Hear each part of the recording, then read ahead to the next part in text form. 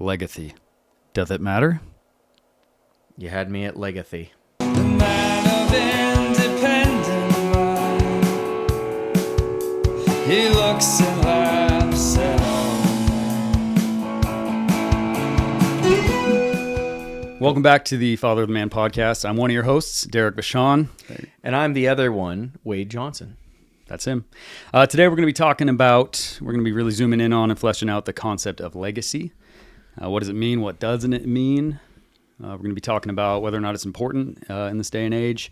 And if it is important, how do we as fathers and husbands and men approach the concept? And so we're just going to dive deep into it. I think, we live in a really unique time in history, which I think every generation says that. But I really do believe the advent of the internet, social media, this dopamine fueled, what's next on my pleasure list, instant gratification model that's been established, especially in Western, affluent, successful culture, society. I think it's set up some interesting roadblocks for the idea of legacy. So I want to get into that. We're in a time where, like we were talking about, a beloved sports celebrity can get up and say 30 seconds worth of his thoughts on legacy, and whether they're good or bad, they end up viral and in the hearts and minds of millions. And so, well, why don't you expand on that? Because for context's sake, don't you because you're the one who broached this topic recently, and have been really diving into it, and I think I think sharing, because some people may or may not have seen that Mike Tyson interview. Yeah. You want to kind of tell that story, I guess, or like what sparked your interest in this? Yeah. So, well, I think I want to dive into his perspective on it as we go along. Okay. I want to establish some groundwork first on it, but I would say that he has some thoughts that I probably, and I think you and I probably disagree with on that topic. Sure. Well, start by, I guess what I'm saying is why don't we start by what did he say? Sure. He basically came at it from a perspective of legacy doesn't exist. It's not important if it does exist. And it's something he doesn't think about because he doesn't find it to have any value in a nutshell. So my thoughts on that, I was thinking about how he went viral with that. Yeah. Like that. And then everyone that knows who Mike Tyson and knows what his thoughts are on the subject, right? Yeah. So as I was thinking about it, I thought, well, insofar as we are able and insofar as you want to listen, we want to share our thoughts and throw it out there into the world. Because I think it is important, especially now more than ever, to really know what we think about it and to give it some credence and some thought. I think it's a huge factor that maybe got kind of left by the wayside in a lot of ways in culture. So I thought we'd kick this thing off. I'd just ask you a couple questions. Sweet. I think it's they're like sister questions. They're similar. Sounds brother good. questions. I'll answer both of them. Okay. So the first question, just to set the groundwork, just to make sure we're defining things the same, so we're not talking in circles about two different things. I would ask you, how would you define legacy? Just on a basic level, what is your definition? Man. And so I don't have to interrupt you while you're doing that, I would ask, in addition to how you define it, so I guess, or in light of how you define it, how does that word make you feel, or how does the concept make you feel? Does it trigger anything in you? Does it strike a chord? Does it strike a nerve? Yeah. Am I leading the witness at this point? I think I am. So I'll step back a few cups of coffee, and I'll just leave it to you. So how do you define it? Yeah. And how does it make you feel? All right. Nice. No, that's awesome. This is really good. Okay. So how do I define it? I think because me, I'm a nerd, and I think I looked it up, so I'm going to cheat because I'm going to go Webster. But I think so. So the first how it originated was like essentially like it'd be a synonym with inheritance, right? Mm-hmm. So and it was kind of originally used as monetary inheritance. So it'd be like your legacy would be your financial assets that you're handing down to your next generation to the next generation. Then obviously the definition has gotten really widely expanded, and it's actually typically used, like we use the word inheritance to mean that now. Mm-hmm. And legacy has actually expanded, I think, to a point where it's what you're handing down to the next generation in terms of values, character traits, it's like your life and what your life story says is true being handed down to the next generation, I guess. I'm just kind of like throwing something out there, but no, that's something like that. So it's basically like your life's impact on the next generation.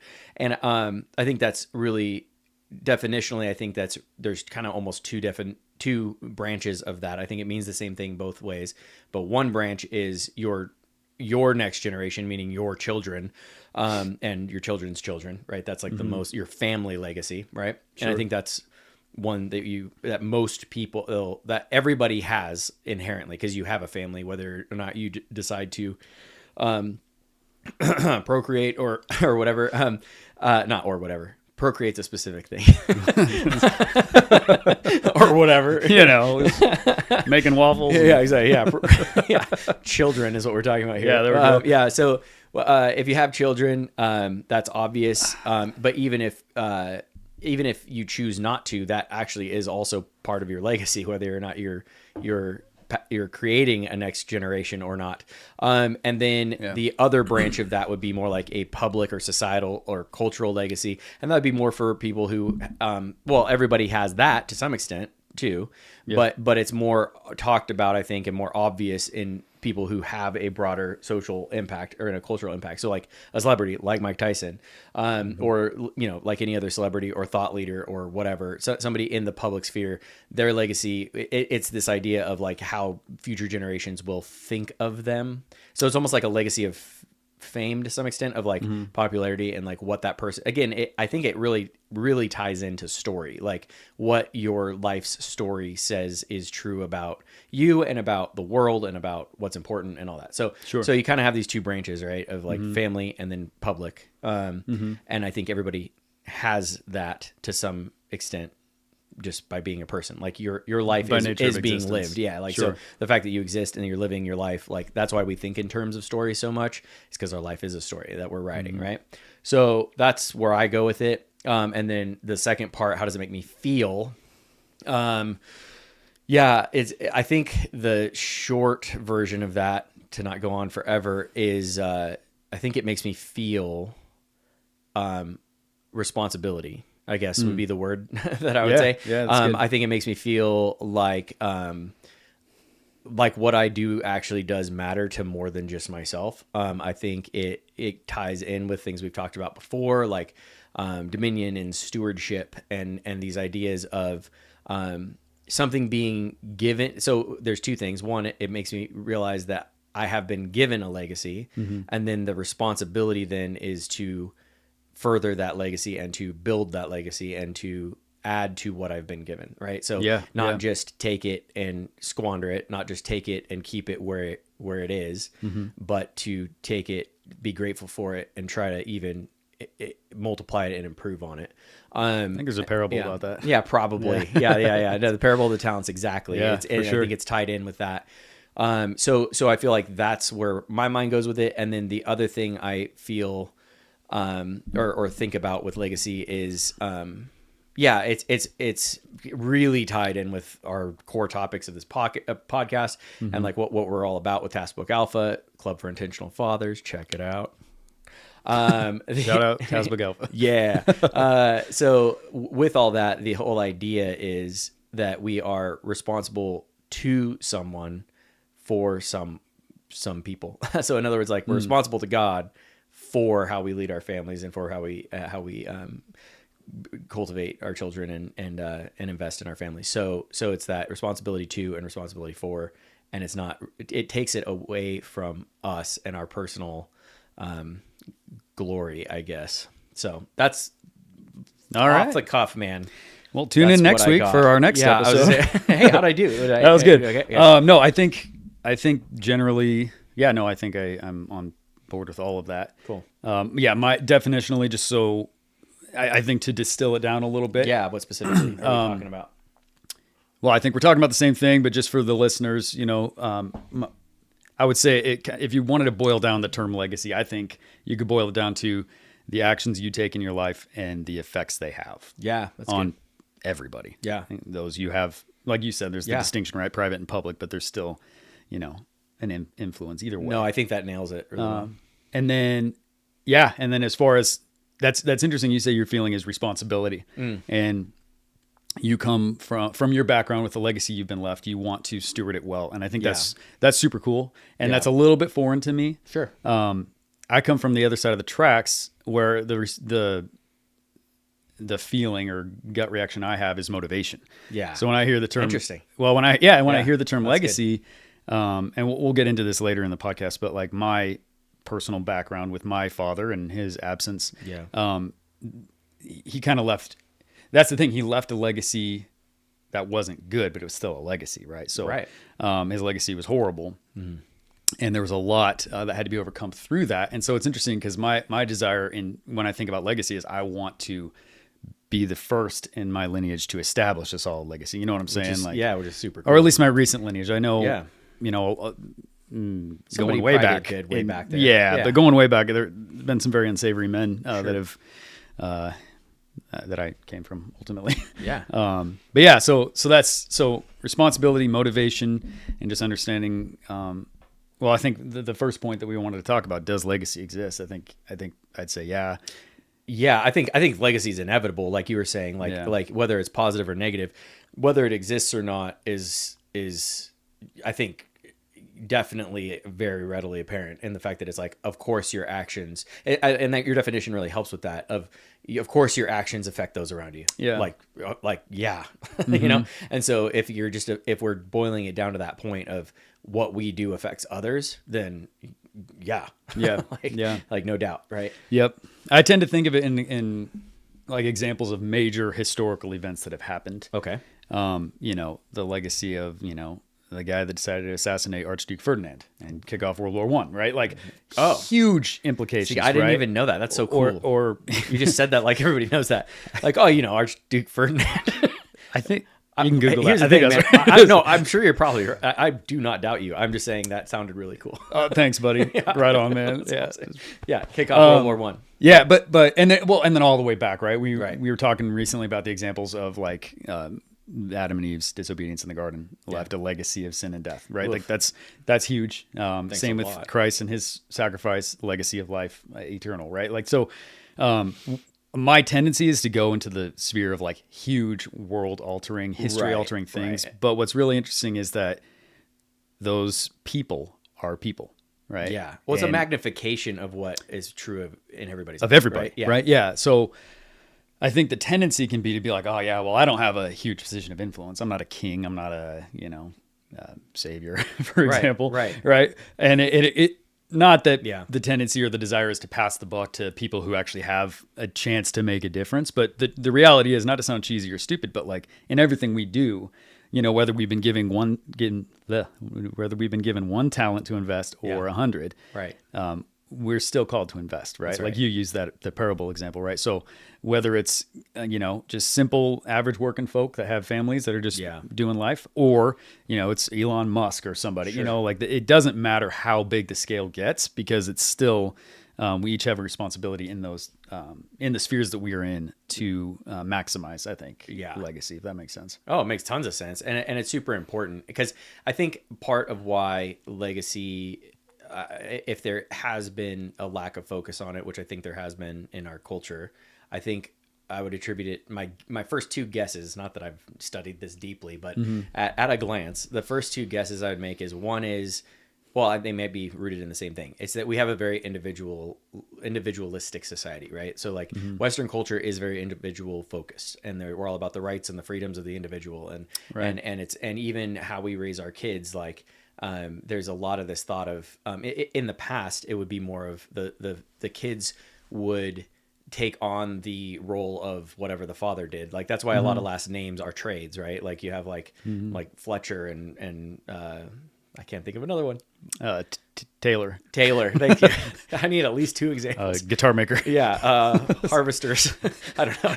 You guys know what I mean. Yeah. Hunter, I think, is the last name. I don't know. Anyway, but gatherer, no. Anyway, so but you get the idea that like it would be this obvious continuation of like, what you did is what your father did, is what his father did is what his father did. So there's this whole idea of like the family cultures in some Eastern cultures still, like, but then also just in the past, we're a lot more geared toward your identity being associated with legacy a lot more closely, right? As opposed to now in our culture in this day and age, it's a lot more focused on you and your individual accomplishments, your individual dreams and goals. And even how we raise our kids is kind of this thing of like, I don't expect my child to do what I do and come alongside and do it with me. I mean, I'd like that, but what I'm Sure. saying, I'm sure I shouldn't be making this personal. I'm saying us as a culture, we don't Right, tend that's to not view the it that model way, right? anymore. Yeah. Yeah. So because of that, it's kind of this like, yeah, do whatever you want as long as it's good and moral and whatever, and go find your passion and go,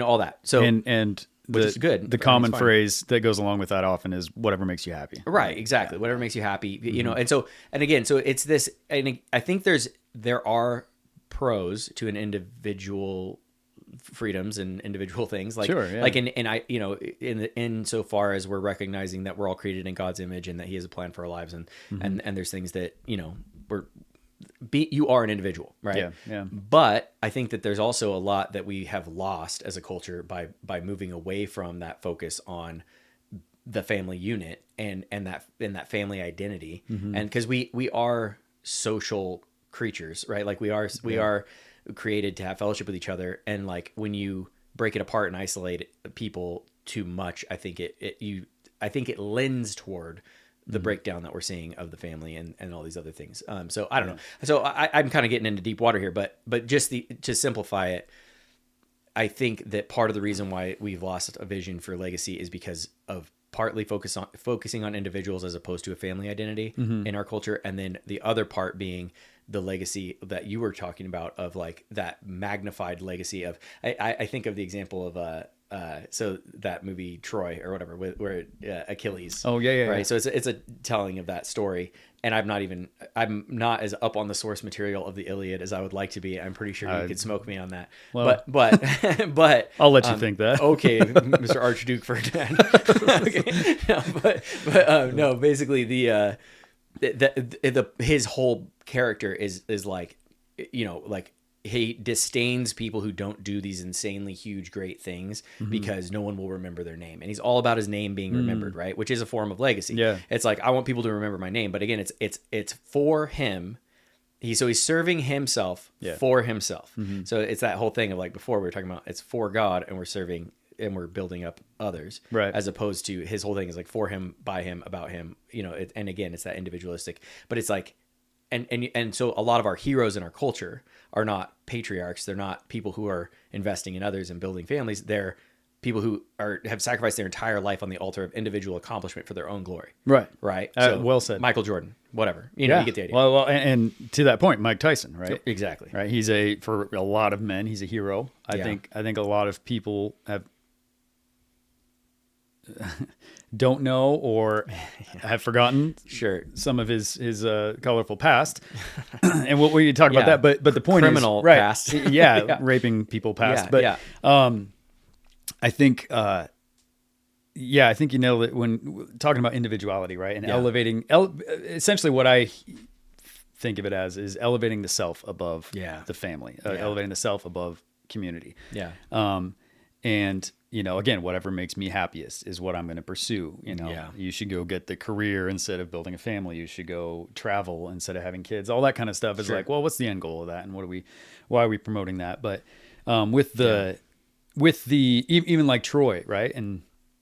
Or Achilles, being, hey, this is for glory. This is for my name. Yeah, he's got it wrong in the sense that it's not about him. Right. But the idea of future generations looking at his example, right? And like, what is he trying to promote? And is he trying to promote being a strong warrior or being a coward, right? And like all those things. Sure. But then you look at like, that's on the right track. And I think he's already ahead of the competition as far as what he's promoting, because he's promoting others, or he's promoting future generations looking back instead of saying once I'm gone, it doesn't matter, right? That was Tyson's whole thing. He's like, as soon as I'm dead, it doesn't matter.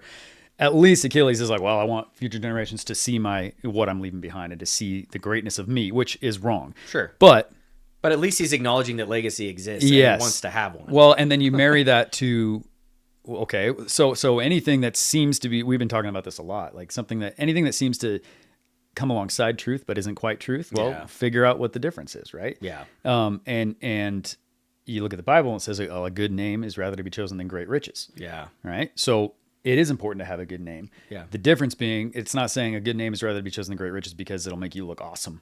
But it's like, no, a good name means that you lived a good life, which means you honored God and brought glory to him. And ultimately, if you want to talk about what God has invested in us, whether he's given us a million children and, power of the Eastern Seaboard, or if he's just given us, a little simple family and a simple job and we're just doing our best.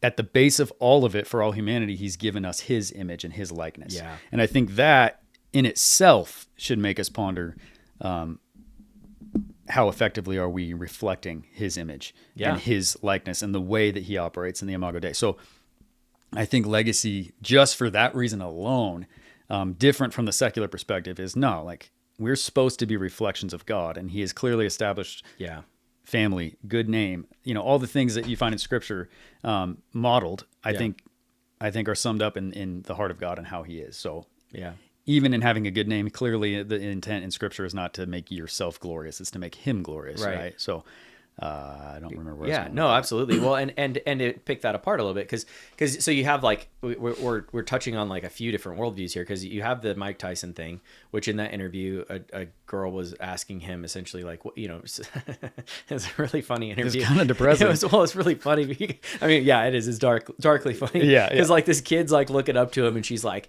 what's your? She's like 12. Yeah, right? yeah, exactly. She's like obviously getting to interview Mike Tyson is probably like the biggest deal ever for her. Right. It's like a huge honor, and she's all probably super stoked. And she's a 12-year-old interviewer, Right. and she's like, hey, like what do you want your legacy to be, like what do you, how, as future generations, like what do you want people to remember you by or whatever. And he basically just takes a huge dump on it, and he's just like he's like he's like, legacy, like I don't care about legacy, it doesn't matter, like who cares, you're dead, like why do I care what something, he's like, I don't care what people think about me, I'm dead. Like this whole thing, right? And he like just and like he goes on and on too. It's not like he just dismisses it, he just like piles it on, and she's just kind of like, okay, I haven't heard that perspective before. She actually handled it really well. I was like really proud of her. Yeah. I was like, dang girl, you actually did a pretty good job, because I like that she didn't just go like, yeah, that's a good point. Yeah, she's like, all right. Yeah. She was like, okay, man. Like, whoopsie. Right on, Grandpa. What was that? Yeah. So sad. So his nihilistic, worldview of it is it doesn't even matter at all, and it's basically just really dark, right? Yeah. So, and that's clearly blatantly wrong. And then you have the I like the Troy example as like another way you could go with it, right? Of like, no, it matters, but why, right? Yeah. And so it comes down to like he's living his entire life in this extreme fashion, being this gnarly warrior, but he's not fighting for a cause. He's not fighting for freedom. He's not fighting for anything good. Like he will fight in whatever war is being fought for any reason, because he personally wants to show people that he's just the ultimate BA, right? Yeah. Like it's like, I can kill anybody at any time, all the time. Like that's my legacy. Right. And ironically, it's actually a little bit similar to like a modern day equivalent would be like Mike Tyson. Well, that's it. Where it's literally like, except that Tyson had a different perspective. Right. on it. Yeah, Like I can punch anyone really hard. And that's, don't get me wrong, that's impressive. I don't want to fight that guy. Can punch, okay? Oh, dude. Like I'm impressed, okay? But again, it's like the why is super critical, right? Yes. Of like what are you killing all these people for? Like to what end? Yeah. Dude, like what are you doing? And again, Well, it's impressive. Yeah, it's impressive. But to what end? But and then you look at a guy like Tyson and you wonder, there's got to be other factors too. I don't want to oversimplify Mike Tyson. He's a human being made in the image of God. Like, I don't want to just be like, whatever. But I will say his particular past, having served time in prison for raping a young girl, for having, multiple assault charges, drug addiction, all this stuff that he has battled and dealt with and done wrong. Yeah. Whether he likes it or not is a legacy he's already established in the public eye and in private. He's had to deal with the fallout from that in his own life. I know that has to be true. Yeah. And so you look at him and you wonder, okay, is he really thinking legacy is unimportant because he wants to be humble and he doesn't want people to worship him? Or is he thinking, I don't want people thinking about me too much? You know what I mean? Like, yeah, that's a valid question. And it's, obviously that's open for, it's totally subjective, like thinking about it. But I think about like, especially me pre-Christ and the ways that I lived and the thoughts and pattern, whatever. Like, and I'm like, I don't want to think about me pre-Christ. I don't want to, I hate those memories. Believe it or not, I have done a few things that I don't want to be thought of as to. I'm not alone. Yeah, no. But the point is, right, you even on those simple things, right? And to a lesser degree and a less extreme example than Tyson's examples, right? But like, I look back on that time of my life and I'm like, there's nothing in me that wants anyone remembering that. Yeah. No, you know what I mean? That's a really good point. So I wonder how much of his motivating factor for that little tirade with the little girl was like, I just don't want to talk about me. Yeah. Like, let's just move on. Like, I'm just a sports guy and that's it. And Yeah. move on, you know? Yeah, that's a valid question. And it again, not to like you're saying, we're not trying to beat down Mike Tyson because Good luck, dude. we would die if we physically tried to terrifying, do that. dude. But no, we're not trying to besmirch him more than necessary. But that said, but it's worth bringing up because it's worth considering the worldview part of it. Of hey, like perhaps somebody who isn't proud of their life would not want to think about legacy for obvious reasons. Sure. Right? Yeah. I think that's yeah. a valid, that's all I was trying to say. Yeah, and that's a valid point. I think it's a good question and something to consider because, like you said, I think that ties in with the word that you think of and how you feel when you think of it being motivation. It's one of the like I think that's part of the motivation is that you want to live your life in a way that you can be largely like proud of your legacy, right? Totally. Like, yeah. And be like, no, I do want people seeing how Christ changed my life. I do want people seeing who he led me to be and how I acted and what I created and what I've done for others. Like I want people to be inspired by it. I want people to look back on it and be blessed by it. Yeah. Like I think those are I good, want them good to be desires. proud of my legacy. Exactly. Right? That's what I'm saying. Yeah, exactly. Yeah. It's not even about you. But I mean, I think that's again, proud. We have some language problems in English where we use one word to mean way too many things. Totally. Pride is one of those things. Big time. And love is another one. but that said, I mean proud in a healthy sense, not in a sinful, prideful way, but Totally. but in a like just like that positive feeling that's associated with accomplishment that is a good thing. To look back in satisfaction on a job well done. Yeah, exactly. Yeah. Like and I think that's a built-in satisfaction that we've been given, and we call it pride, but it's not necessarily the right word. Anyway. Yes. Yeah. Yep. So I agree. But yeah. But it's interesting because the question itself, even, and I don't want to keep talking about the Mike Tyson interview. It's just, it happened to be like funny. the thing. Yeah, it is. Anyway, it's keep going. depressing.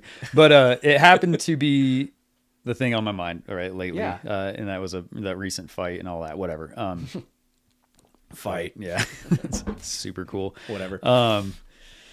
But it's interesting, it almost seems like definitionally, like his understanding of what she says when she says legacy Right. is not even the proper understanding of the word, right? And he's like, well, I don't want to be some jerk that like wants everyone thinking about him, thinking he's the best. Right. Like I just want people to move on after I'm gone. And it's like, partially there's the self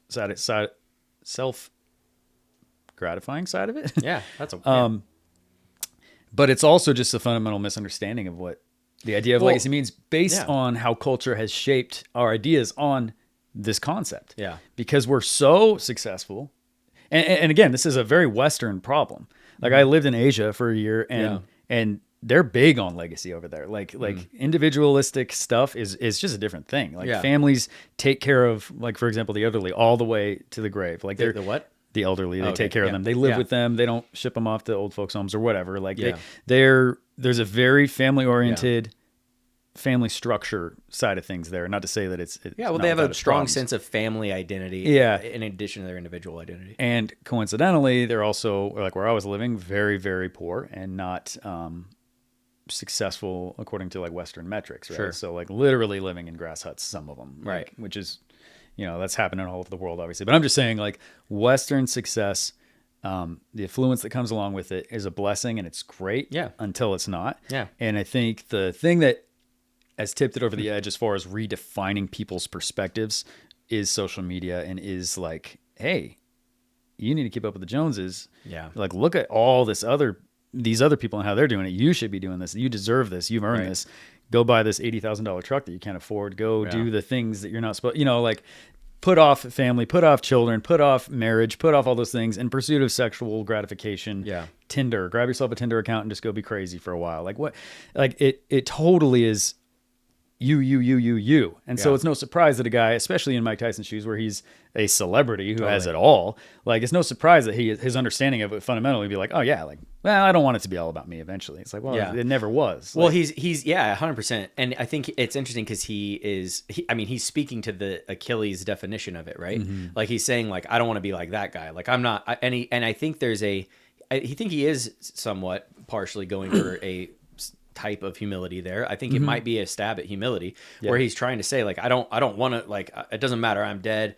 Like, and again, that gets really nihilistic. And I don't think, and again, we're picking this apart. I don't know how much he even thought about it, Yeah. whatever. but we're thinking about it. It was like 48 seconds. Hey man, well, we're gonna make a meal out of it. Heck yeah. No, well, it's a pretty remarkable 48 seconds or whatever. But Yeah. but he's speaking against that Achilles vision of personal glory, right? Yes. Like, and again, and I just want to go on record saying I know Achilles may or may not even be a real person. Just to be clear, like this is not Achilles is an example from a story. Yes. I just know that. I just want people to know that I know that. Okay, But Mike it's Tyson is an actual human. Yeah, stories of mythology, and in certain ways, Yeah. Tyson is kind of mythological. Yeah, man, dude. Yeah, that guy. Like the ear eater. Yeah, dude, he looks like a myth. But yeah, the no, I totally get where you're coming from, but it's an interesting thing that because we're bringing up these different definitions and these different visions Yeah. of it, and he's besmirching. I really got latched onto that word. I actually said it- really like I said it. it once, and then I was like, man, It kind of tickles me every time. I like besmirched, man. Anyway, he's besmirching the Achilles vision of personal glory. Yes. But both of them are missing I think what it is intended to be, which is looking at your actual like progeny, right? Like looking at your children and your children's children and looking to live your life in a way that is a blessing to them and lifting them up and setting them up for every kind of success. Yes. And having that, like, again, looking back toward that, I think Western culture would do well to look back toward more of a family identity and more of a community identity, and not in like a, communist way, No. obviously, but Yeah. but in like a, how can I live my life in service to others in a way that's a blessing to others? And so looking to both deepen and widen that impact, right? Yes. And live your life in accordance with, well, God's word, and it actually having godly character and having good character and being a strong, good man. Actually, wow, I got lost. I got you, man. Too much coffee. Bro, it's been a coffee kind of day. Anyway, but you get where I'm coming Yeah. from. Like that being an actual vision for what legacy was intended to be. Like, Yes. what are we leaving behind? It's more than just money. Money's cool too. Like that's a good thing to leave behind too. I think that there's a strong argument scripturally for that as yeah. well. But looking at living your life in a way that you're setting up the next generation to do even better. So on that, go ahead. You have something? Well, no, I'd say, and we'll get into this, but like I guess the operative difference, I guess, from the general Christian worldview, the biblical worldview, let's say, Yeah. and the secular worldview is basically, is it centripetal or centrifugal service? Is it yeah. service to others or is it service to self? Yeah. And I think the actual biblical worldview establishes that it's service to others, and everything else on the planet since the beginning of time, and every religion and every non-religion and every thought leads to the path of service to self. Yeah. Ultimately, right? Even certain, very like ascetic religions like Buddhism, like ultimately it's for your own betterment. So Yeah. But Yeah. I would say it's interesting because not only are we dealing with success and Western culture and internet and all that stuff, but we're seeing it in the secular culture very, very heavily modeled. We're also seeing it in the Christian culture heavily modeled, right? So What specifically? this whole concept, right? The centripetal. Is that the right word? This basically inward focus. Inward focus, yeah. Yeah. So even with childbearing, right? Like it is very, very popular in the church. A lot of people in I don't want to say Christianity. kind of mainstream, Yeah. like general Christianity, for example, are heavily on board with like birth control and things like this, like which there's a lot to unpack with that. But the idea being like the church is starting to buy the lie. And so we have it in families, and you see Christian families struggling a lot, or Christian men being like beating their head on a wall. And I think the key difference is they're buying the lie of self-service rather than others' service. Does that make sense? Yeah, absolutely. And to break that down a little bit, because birth control is a hot topic, and I don't want to get too misunderstood here. And I don't even know if we agree on everything with that, but it doesn't matter. But the point is even more than like birth control as a topic, like even setting that aside, as a vision of like children being a blessing. Let's say like Yeah. like it's like our children a blessing. Are they something more than just accessories, right? Because I think that's where like our culture is really heading, is to where even to this whole thing with surrogacy and in vitro fertilization. And again, we're hitting all the hot topics and whatever here, but again, we're not. But I'm just trying to say, like, just vision wise, regardless of where everybody stands on all this, Right, stuff. right. Like the moral implications of birth control. That's not what we're talking about. I'm just yeah. talking about the idea that no, you don't want kids right now. You don't want kids right trust now. me, you don't like want focus this, on right? your career, focus on this, focus on Focus that, on and you. and use up all your childbearing possibility years pursuing all these other things and having all these fun experiences or whatever. And it's like that's a limited time, by the way, that you can actually make babies if you're monogamous. So all that to say, like, it's that I think I just want to speak to the vision piece of like that. That children are a blessing, that they are something that is from God, that's good, that's all tied in with this legacy piece. And I think you're absolutely right that the lack of focus on that, and even the change of where we've put kids in our society, as far as like the vision for having kids, has steered away from, this is awesome, this is good, this is a blessing, there's so much fulfillment and purpose and goodness in this, and like it's clearly a gift from God for all these reasons. But it's shifted away to like, oh yeah, like it's like it reminds me of the board game Life, like where you're like spinning the little thing and you're going around and you're like, you get really excited when you have a payday, right? Like that's like, it's the big green square and you're like, it's a payday, I made money, all right, we're going. And then how it measures success at the end is literally how much money you have. That's how you win the game. It's a fun game, whatever, but like it's really analogous to how we're actually living life. And it's like, whoa. And then when you do pick up a kid, like in the game, like it's like this kind of like, it's an accessory. It's like, oh, that's interesting, I put it in my little plastic car and I have this little kid, and it kind of affects the game a little bit, but not really. And if anything, it's kind of negatively, because they cost you money, right? And so it's really, well, it's detracting from your end goal. Right, exactly. It's like, oh, I had a kid, oh dang it, okay, whatever, that's fine. But mostly like, when's the next payday, right? And it's just really interesting, because it's like, it's a stupid game, but it's like, yeah, it is a stupid game and we're playing it, right? I think it'd be a much smarter game to play, to actually look at that. And that's one of the reasons why it's important to look at legacy, right? Yes. Because you're going like, hey, at the end of my life, I can't take my money with me. Right. At the end of the board game, what actually matters was those little plastic things I put in the backseat of my car. And whatever. I'm metaphorical here, but I think that is that's what I want to say. I don't know. I'm not trying to speak for you. No, I've said enough for you. Yeah. Well, I'm just saying that vision shift. The vision shift, issue. Yeah. Right. Well, and understanding, we've said this a few times on the podcast, but are children for us or are we for them? Yes, in other words, like, exactly. Are we having kids because we want to scratch some fatherly itch? Right. Like, are we trying to say like, oh, I want kids, or is it no? Like, we exist to serve them, right? And that's the big difference, right? Like, like, are they just an accessory, like you said, on my life, right? Or am I everything in their life? And do I need to lay my everything down for them? Yeah. Because that's the defining factor between whether or not you're going to love and want to be around your kids. I think is if you're viewing them as an accessory, well, accessories can get annoying, and you can start to resent them when they're not performing according to accessory standards and all that stuff, right? Versus finding fulfillment in giving to them and sacrificing for them, right? And by the way, like what the Word of God says about children is that they are a heritage, they're an inheritance, right? Like for us, like so, it's not necessarily. I mean, we obviously leave them an inheritance, leave them a heritage, and that's where the financial stuff comes in, but also. They're that for us. And so we need to make sure that we are stewarding that very, very, very well. Yeah.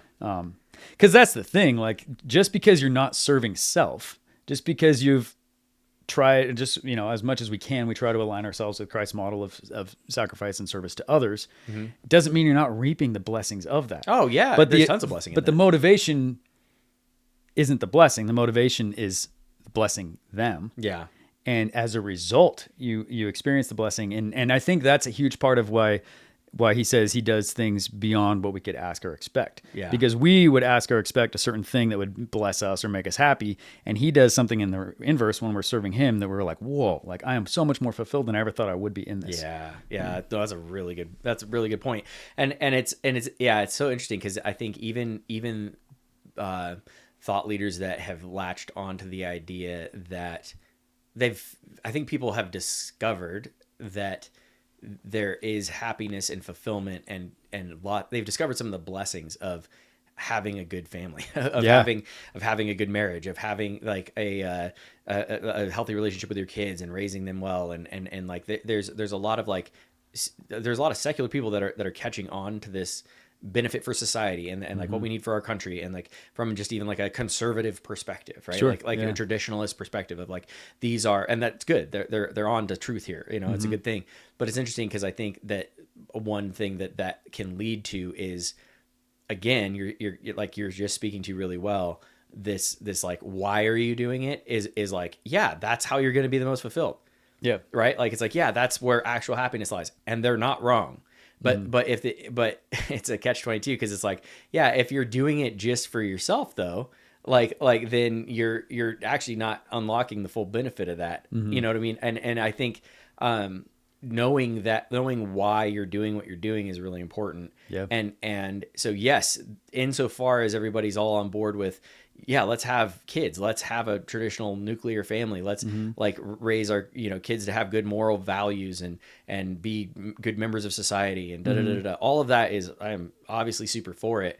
But it's like, again, to what end, right? Like, why are we doing this? Who are we doing this for? Right. And it's like, yeah, you can say future generations. Sure, absolutely. You could say our country. Absolutely. It does affect our country extremely positively, and that's awesome. But ultimately, like, we weren't created to just bless our country. It's as we are serving God, and as we are serving our kids and their families and our wives and their communities, like, yeah, what do you know? If you do things God's way, you have all this trickle down effect, right? It's almost like, if you seek ye first the kingdom of God, all these things will be added unto you, right? Like, and again, I'm kind of misquoting that because he's talking about something slightly different. I'm taking that a little out of context, but it's still true. It's like, Nevertheless, if you go toward what God would call you to do, then it will leave a positive legacy for your country, for your community, for your family, etc. Anyway, it's all built in, is the point. Because there is one truth. There's Yes. not a million truths. There's one truth and one standard that God has designed.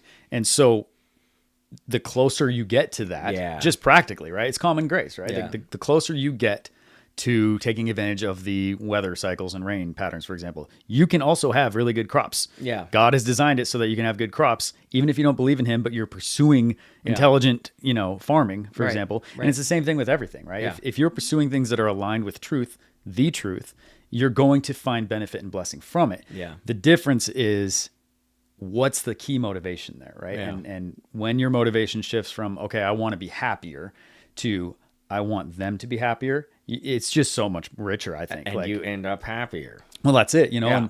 and like we were talking about the example of discipline, right? And it's a common, popular thing to discipline your kids so that you'll like to be around them. Yeah. That is a valid point. Like, don't let your, Yeah. I think in the 12 Rules for Life, he says, don't let your kids do things that make you not like them.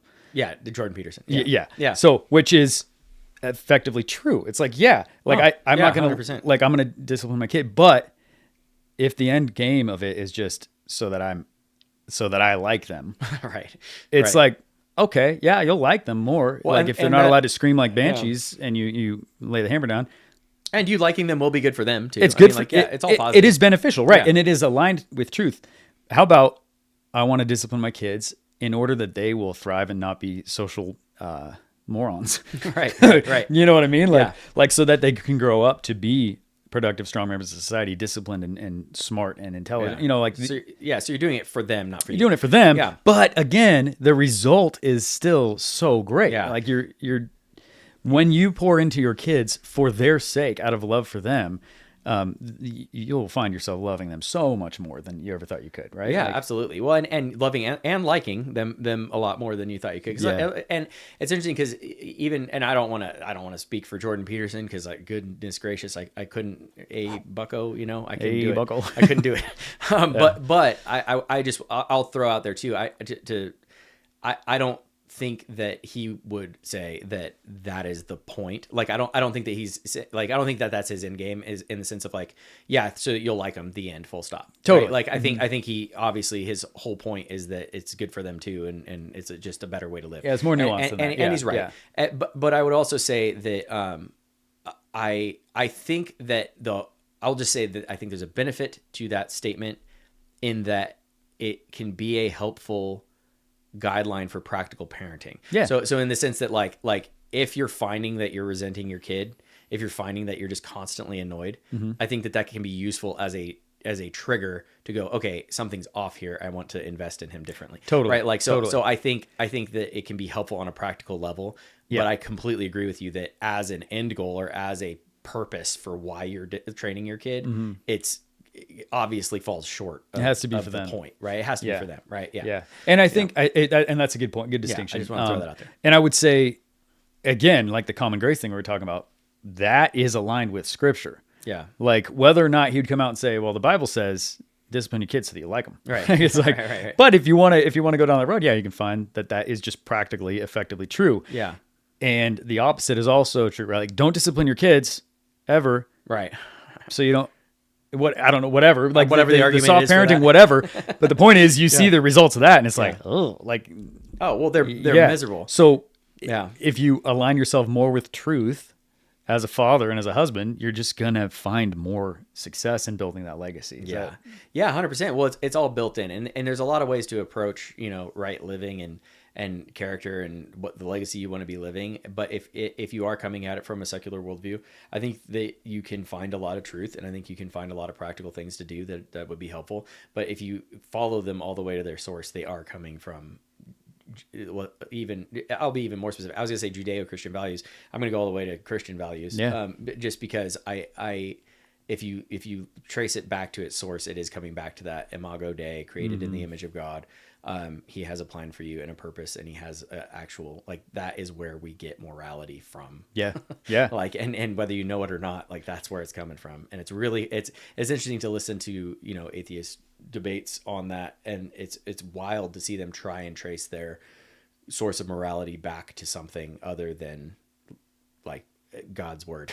Yeah. And so anyway, that's a whole nother topic, but well, not really. It's attached because it's coming back to, like, knowing why you're doing what you're doing is important. But to encourage fathers out there, like, even if you're not a Christian and if you're listening to this and you're not, my message to you would be, I think that you could still leave a really positive legacy. I think that you can still do a lot of really, really good things. I think you can live morally.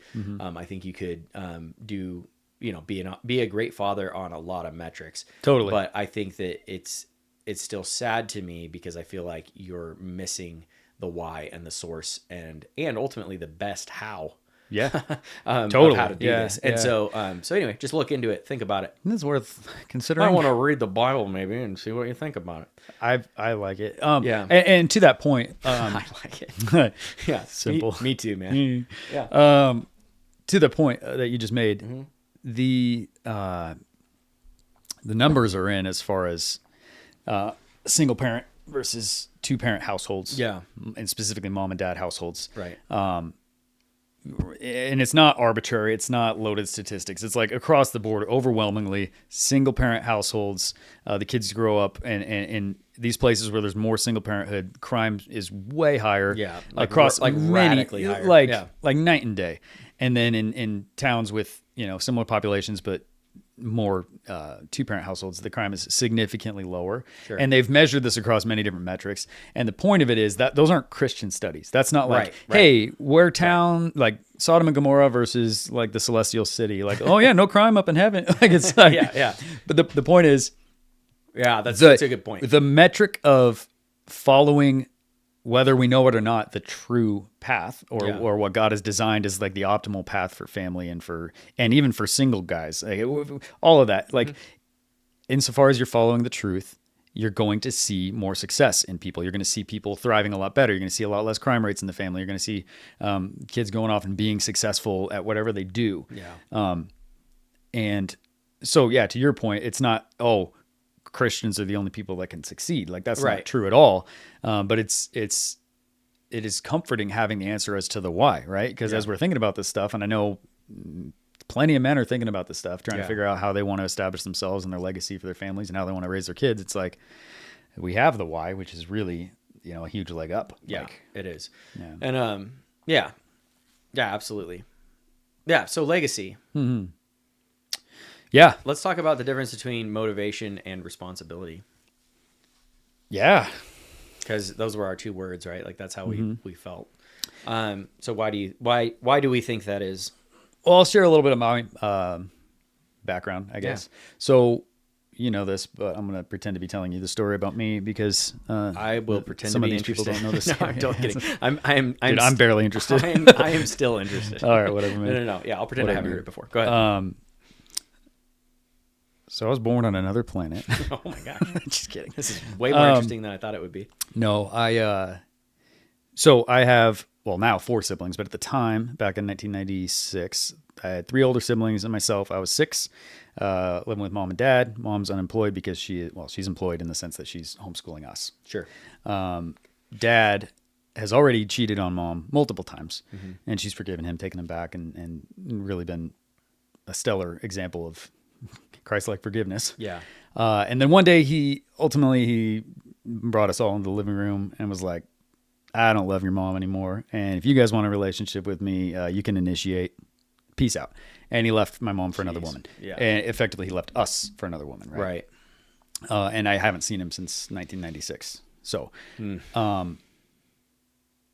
through the fallout of that, Yeah. God has been very gracious to my family, to my mom especially. And, she married another man years later, and he's a wonderful Christian guy. He's a good dude. He is. Yeah. I like him. Shout out, Dad. Yeah. But the fallout and implications of that, as you can imagine, right? So we're already in the kind of the poverty line. He leaves my mom with there's like $25,000 in credit card debt. Jeez. She doesn't have a job. She's got 4 kids. Of course we get evicted. Of course, Yeah. and we're in Southern California where life isn't cheap anyway. Yeah. So all these things happen. And then we didn't have that biological father figure to lean on. Right. Yeah. And so through that, there was a lot of struggles. I've seen my siblings struggle with a lot of things. I've struggled with a lot of things, and there's just been a lot of brokenness. And then in looking at my family line, right. I don't want to name any, whatever. The point is there's been a lot of men that I wanted to look to that I couldn't because there was nothing there but similar examples of how my dad lived. Right. Yeah. And so all this to say, that's where I get the word motivation from, right? Because legacy to me was like a foreign concept. Yeah. Because legacy was stripped.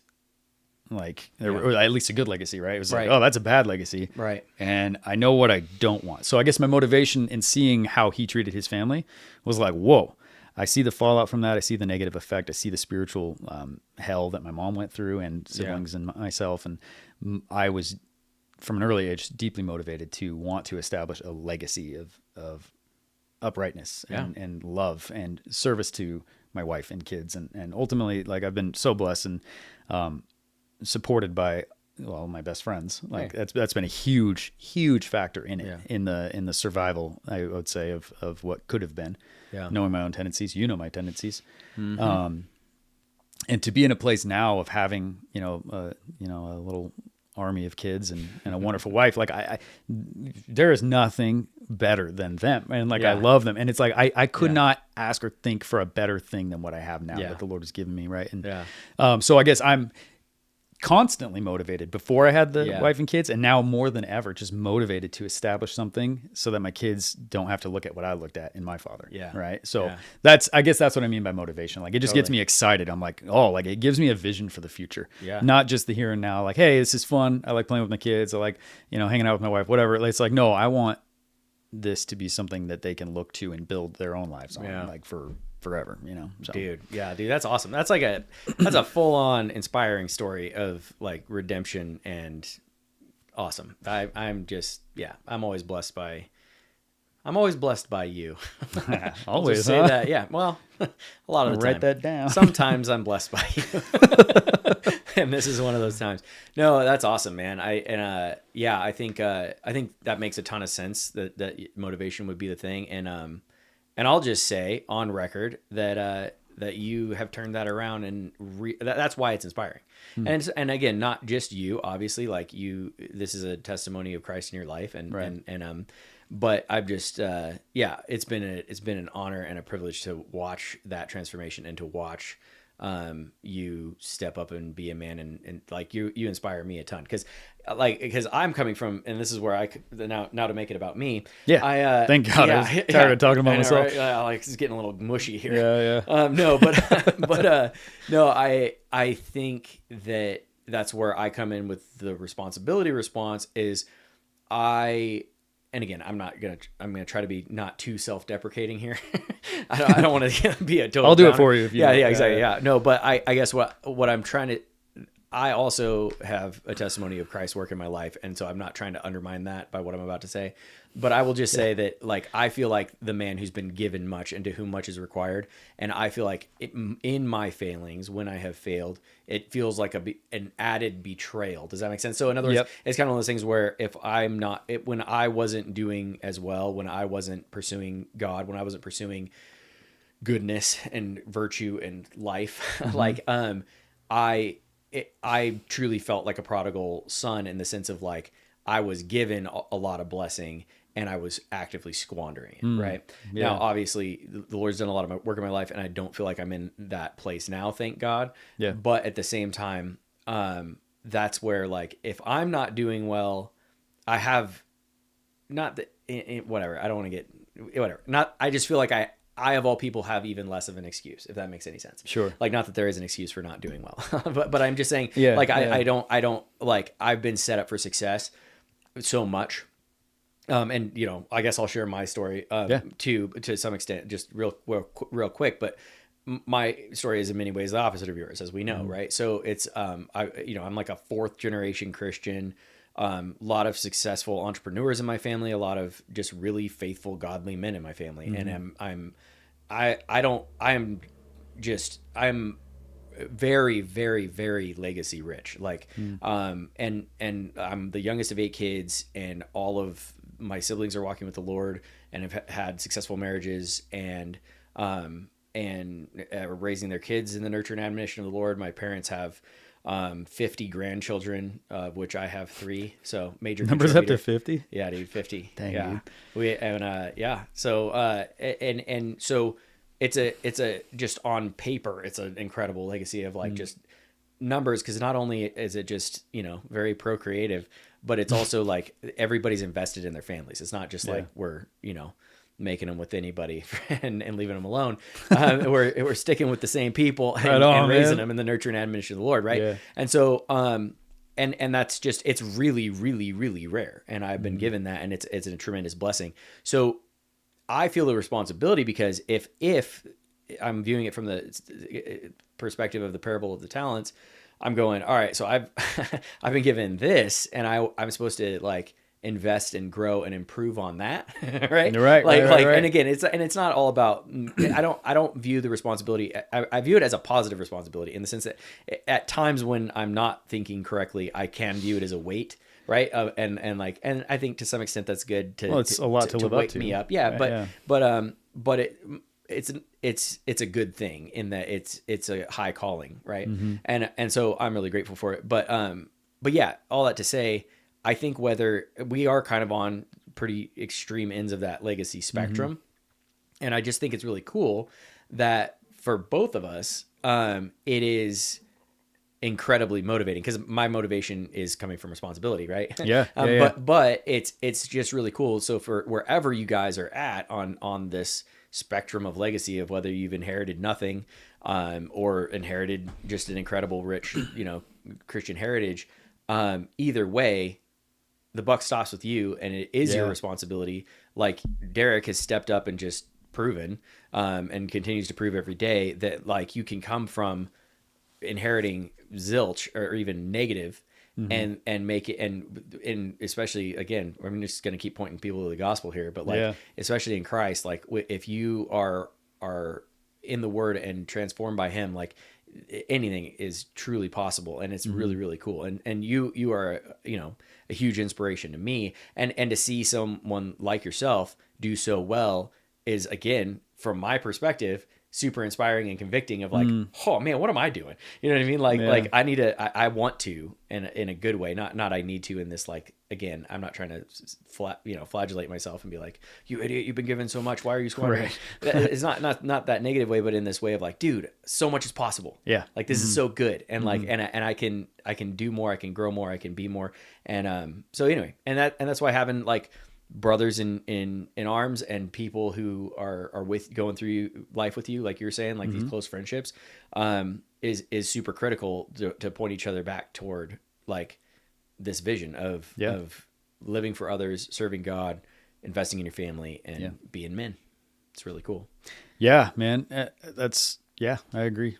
It's interesting as I'm reflecting, a big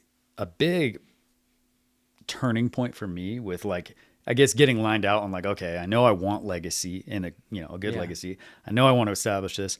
How the heck do I do that? Yeah. A big turning point was when I was, when I joined the Johnson family. When I adopted you. Well, it was your sister that adopted me. Yeah. But yeah. Oh, sorry. No, it was the, Well, you lived with me. So. it was particularly though, I remember very clearly several conversations with your brother Dwight.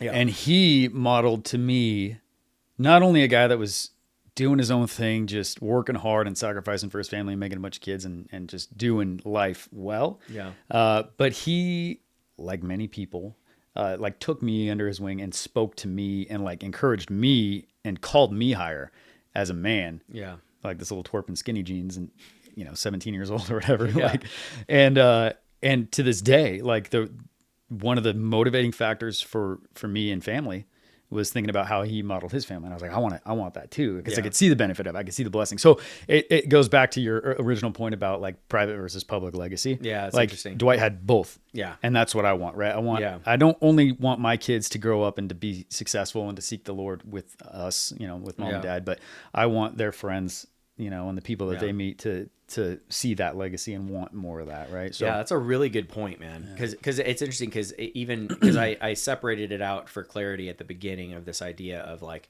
your private and public legacy, or like your family legacy, and then your legacy with the community. But I'm really glad you brought that up, because for sake of discussion, I think it's helpful to have clarity. Yeah. But I think coming full circle and coming back around and being like, dude, it's the same thing. Yeah. Because ultimately, and this is the extension of the family legacy vision, right? Of like, all right, less individualism and more family identity, and realizing like, hey, you know what actually really impacts culture and actually really changes things and can be really, really powerful is a family. Like a family that's actually doing well, a family that is growing and flourishing and working together toward common goals and doing things like, and again, we're not trying to like say your family has to be some weird cult that, only spends time with each other and is whatever. That's the opposite of the point.